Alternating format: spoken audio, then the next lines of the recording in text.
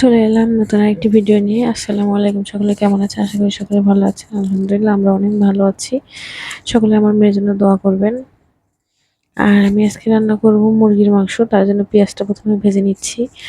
আসলে পেঁয়াজটা আসলে আমি আলু দিয়েছি, কারণ এখন যে আলুগুলো এগুলো কিন্তু সিদ্ধ হতে অনেক টাইম লাগে, তার জন্য।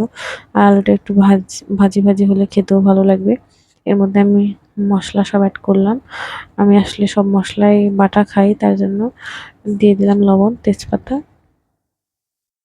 আর আমি হলুদ মরিচ মানে যে গুঁড়াটা সেটা একটু পানি দিয়ে গুলিয়ে এর মধ্যে দিলাম, তাতে কালারটা সুন্দর আসে। আপনারা কখনো দিয়ে এভাবে রান্না করে দেখবেন, সত্যি অসাধারণ একটা কালার আসে। এরপরে সুন্দর করে কষিয়ে নিব। আসলে মেয়েরা পারে না এমন কোনো কিছু নেই। আর আমার বাবু আজকে অনেক লেট করে ঘুমিয়েছে রাত্রে। রাত্রে বললে ভুল হবে, ভোরে। তো এর মধ্যে আমাকে অনেক সকাল সকাল উঠতে হয়, কারণ বাবু ঘুমন্ত অবস্থায় আমার সব কাজ করে নিতে হয়। ঘুম থেকে উঠে আগে বাবুর জামা কাপড় ধুয়েছি, ছাদে দিয়ে এসেছি, তারপরে যে রান্না বাড়ি করতেছি। দেখেন, আসলে মেয়েরা সবকিছুই পারে। মা হওয়ার আগে ভেবেছি যে হয়তো এগুলো করতেই পারবো না, কাজের লোক না নিলে হয়তো আমি খুব টেনশনে ছিলাম যে কিভাবে করব। আর আমরা মধ্যবিত্তরা তো কাজের লোক নেওয়া আমাদের জন্য খুবই কষ্টের ব্যাপার। আসলে কাজের লোক রাখাটা একটা বিলাসিতা আমাদের কাছে। দেখেন, এর মধ্যে আমি ভাত বসিয়ে দিয়েছিলাম, ভাতও হয়ে গিয়েছে। আসলে আমি খুব দ্রুত কাজগুলো করার চেষ্টা করছি, কারণ আমার বাবু যদি উঠে যায় তখন আর করতে পারবো না। ওকে নিয়ে এই গরমের মধ্যে রান্না করলে ওরও শরীরটা খারাপ করবে। এর মধ্যে আমি ঘর মুছিয়ে নিয়েছি রান্নার ফাঁকে ফাঁকে।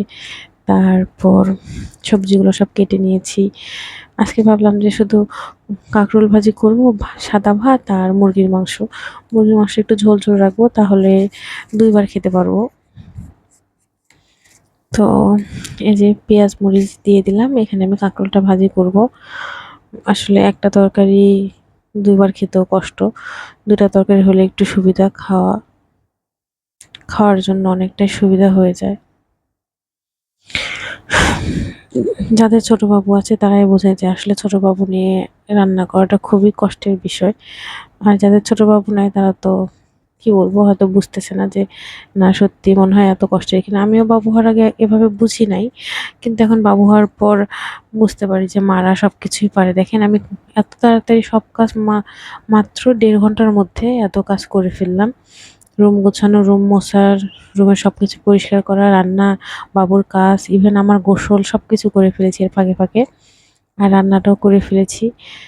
তো আমার মতো যারা এরকম আছেন, যে ছোট বাবু আছে, যাদের এত পরিশ্রম করতেছেন, আসলে কিছুই করেন নেই, মা হয়তো এরকমই এত কষ্ট, ত্যাগ, সবকিছুর বিনিময়ে হয়তো মা এত পরিশ্রম করার পর যখন বাবুর মুখের দিকে তাকায় তখন আর কষ্ট মনে হয় না।